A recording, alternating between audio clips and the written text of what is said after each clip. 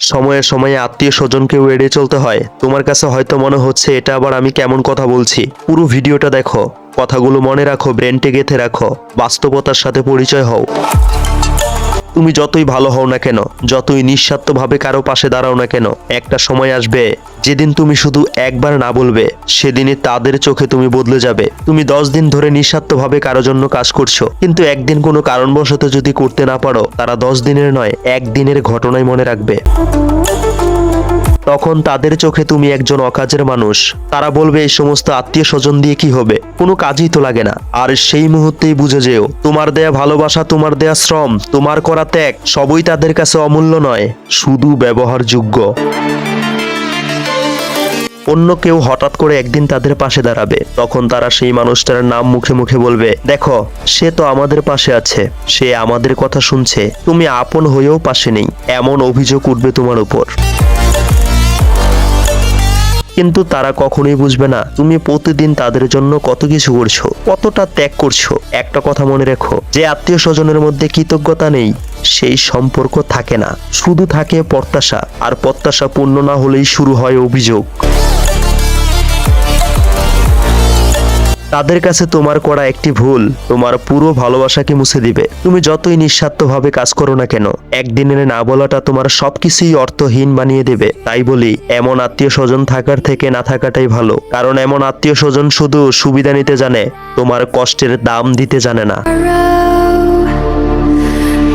কেউ কেউ তোমাকে বলবে তুমি নিজেকে দূরে সরিয়ে নিয়েছো, কিন্তু তারা জানে না তুমি দূরে যাওনি, তুমি অনেক ক্লান্ত হয়ে গেছো। প্রতিনিয়ত নিজের অনুভূতি, নিজের সময়, মানসিক শান্তি নিয়ে তাদের পাশে থেকেছো। তারা শুধুই নিয়েছে, কোনো দিন কোনো কিছুই ফিরিয়ে দেয়নি। তুমি যদি আজ নিজের প্রতি একটু মনোযোগ দাও, নিজের স্বপ্ন নিয়ে ভাবো, তবে তারা বলবে তুমি স্বার্থপর হয়ে গেছো। কিন্তু তারা ভুলে যায়, তুমি তো এতদিন তাদের জন্যই নিজের জীবনটাকে বিলিয়ে দিয়েছো। একটা কথা মনে রেখো, এই দুনিয়াতে কেউ কারো পরিচয় নিয়ে বাঁচতে চায় না। তুমি কেন অন্যের পরিচয় নিয়ে বেঁচে থাকবে? নিজের নামে পরিচয় তৈরি করো।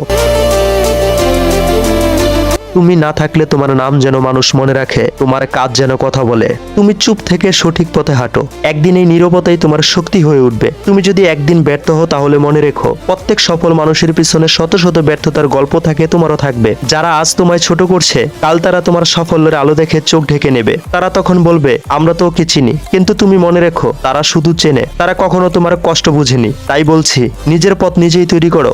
মানুষের কথায় থেমে থেকো না, মানুষের মুখে হেরে যেও না। তুমি কাজ করো, চেষ্টা করো, এগিয়ে যাও। কারণ দুনিয়া একদিন তোমার সাফল্য দেখবে, তোমার পরিশ্রম কাহিনীর কথা শুনবে।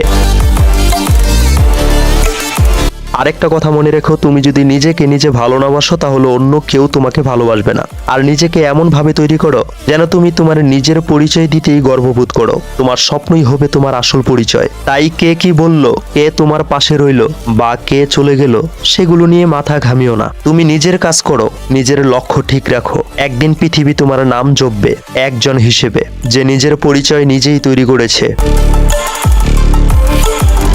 জীবনে একটা কথাই মনে রেখো, তুমি যখন নিজের সম্মানকে মূল্য দেবে, তখন মানুষ তোমাকে সম্মান দিতে শিখবে। তুমি কারো প্রমাণ না দিয়ে নিজের কাজের মধ্যেই নিজের পরিচয় তৈরি করো। কারণ শেষ পর্যন্ত দুনিয়া শুধু সেই মানুষটাকেই মনে রাখে, যে নিজের মতো করে বাঁচতে শিখেছে।